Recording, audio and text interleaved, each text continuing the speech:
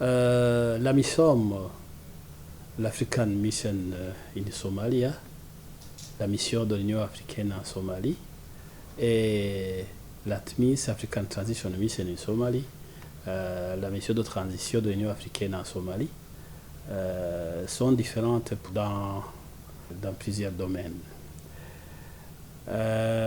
Tout d'abord, la MISOM a bien accompli sa mission de sécuriser la Somalie.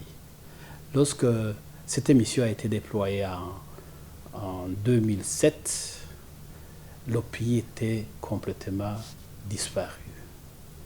Mais heureusement, suite à l'effort des forces de l'Union africaine, avec ses partenaires, on a pu établir la sécurité en Somalie. Maintenant, plus de 70% du territoire de la Somalie est sous le contrôle gouvernemental. La population vit en symbiose et les grands centres urbains sont vivants, sont opérationnels. Donc, la mission a été accomplie de réduire la menace Al-Shabaab, quoique il y a encore des sanctuaires importants de son mouvement. Ainsi, après avoir constaté qu'il y a un progrès dans la réduction des mouvements Al-Shabaab, le gouvernement somalien, en consultation avec l'Union africaine, avec l'observation de l'Union européenne et des Nations unies, qui sont les grands bailleurs de cette émission, ils se sont convenus de voir comment réduire progressivement les forces de l'Union africaine et les remplacer par la force nationale somalienne. C'est ainsi qu'est né le 1er avril 2022 l'ATMIS. Donc l'ATMIS essentiellement est différente de la MISOM sur 3 points. Premièrement, l'ATMIS va quitter de la posture défensive à la posture offensive pour en fait totalement anéantir la menace Al-Shabaab, ce qui va permettre les forces somaliennes à maintenir la sécurité. Pour cela, des éléments mobiles, des bataillons mobiles seront créés avec des équipements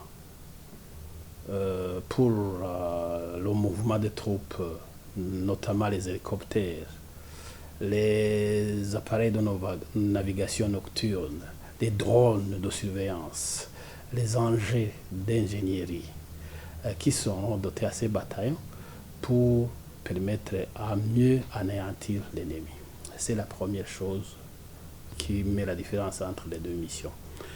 La deuxième chose, c'est que c'est la Somalie qui va maintenant assurer le leadership. Avant, au début, l'Union africaine conduisait les opérations. Par la suite, on le faisait conjointement. Maintenant, c'est la Somalie qui va prendre le leadership. L'Union africaine ne sera là-bas que pour appuyer la Somalie. Et troisièmement, pour s'assurer de l'efficacité, pour éviter les problèmes qui sont survenus avant, tous les 6 mois, il y aura une mission d'évaluation pour réellement s'assurer que les forces somaliennes sont capables, pour s'assurer que les tâches qui ont été fixées pour la TMIS sont en train d'être réalisées.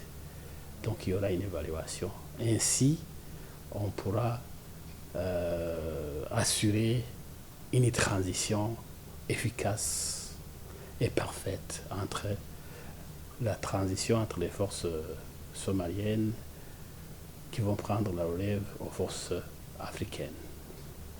Je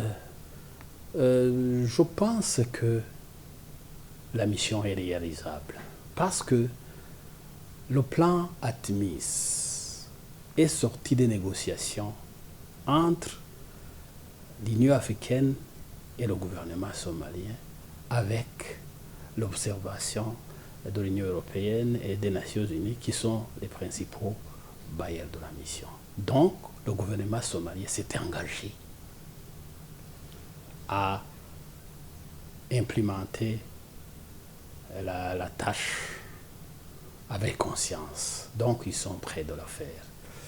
Et ce qu'on voit sur le terrain, avec la récente victoire, inauguration des nouveaux pouvoirs sous la haute direction de Hassan Sheikh Mohamoud, on voit qu'il y a la volonté de combattre le mouvement Al-Shabaab. Ils viennent de le démontrer dernièrement, à partir du 9 septembre de cette année, ils ont lancé des offensives à grande échelle où les forces de sécurité associées à la population ont pu anéantir l'ennemi dans l'état de Hirshabelle, et le plan est continuel. Donc on voit qu'il y a la volonté au niveau politique pour en déduire définitivement avec le mouvement Al-Shabaab. Mais certainement, tout cela va dépendre de l'engagement de tous les acteurs. Premièrement, le gouvernement somalien. C'est le gouvernement somalien qui doit générer les forces nécessaires pour prendre la remise. C'est le gouvernement somalien qui doit en premier lieu équiper. C'est lui qui doit professionnaliser ses troupes. En dehors de cela, il y a aussi des partenaires. Premièrement, la communauté internationale, c'est-à-dire les Nations Unies et l'Union africaine. Ils se sont engagés depuis longtemps. Ils doivent poursuivre l'engagement. Aussi les partenaires, c'est-à-dire les pays bailleurs, certainement qui sont chargés de former et d'équiper les forces somaliennes, sans toutefois oublier les pays contributeurs des troupes. Ils se sont engagés à équiper leurs contingents avec ces moyens modernes pour mener l'offensive. Donc, la part de tout à chacun est très nécessaire. Et il y a aussi un autre défi qui n'est pas moindre, c'est la disponibilité des finances. Cette mission exige des finances. Et ce qui a handicapé la mission, c'est le manque de financement. Donc cette émission veut avoir des finances qui sont programmées pour toute la durée de la mission jusqu'en 2024, qui sont disponibles à temps et dans les délais. Et définitivement, il y a une chose qui est aussi très importante, c'est les équipements doivent être disponibles de tous les côtés. Du côté des forces somaliennes, pour être capable d'assurer la relève, et du côté aussi des troupes de l'Union africaine, pour qu'ils puissent passer à l'offensive telle que demandée par la communauté internationale. Merci beaucoup de cette question. Certes, le manque de finances impacte beaucoup sur le moral des troupes en mission de maintien de la paix. Mais aussi, les finances sont aussi nécessaires pour accomplir d'autres besoins de la mission. Certainement, comme vous êtes au courant, que ce soit la mission, la TIMIS, c'est une mission complexe. C'est une mission pionnière de l'Union africaine.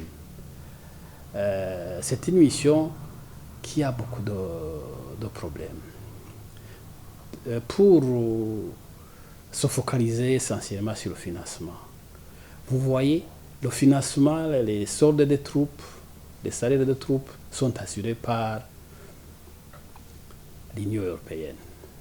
Et je vous signale qu'elles sont insuffisantes par rapport au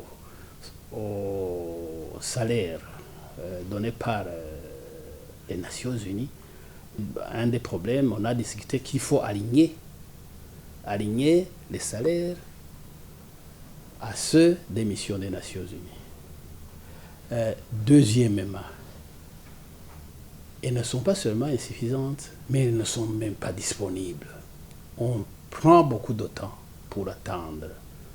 Alors, il faut un financement continuel, bien assuré sur les 3 ans de la mission.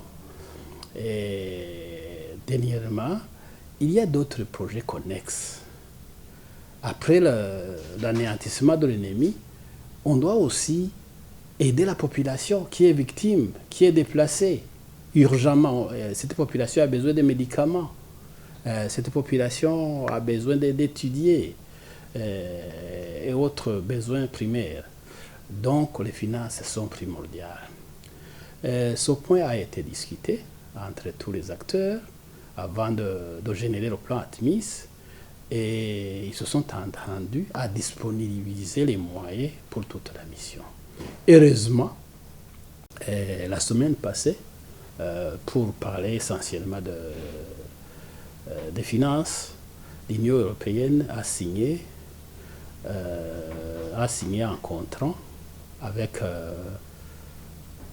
l'Union africaine de disponibiliser les finances pour l'année en cours 2022 et l'année prochaine 2023. Et aussi a déjà pris un engagement pour un montant total de 600 millions d'euros pour toute la durée de la mission. Certes, il y a encore un déficit qui sera partiellement comblé par le Royaume-Uni et probablement d'autres bailleurs. Donc, je pense que la solution maintenant est là. Espérons que ces problèmes de retard de paiement ne vont plus avoir lieu pendant toute la durée de la TIMIS.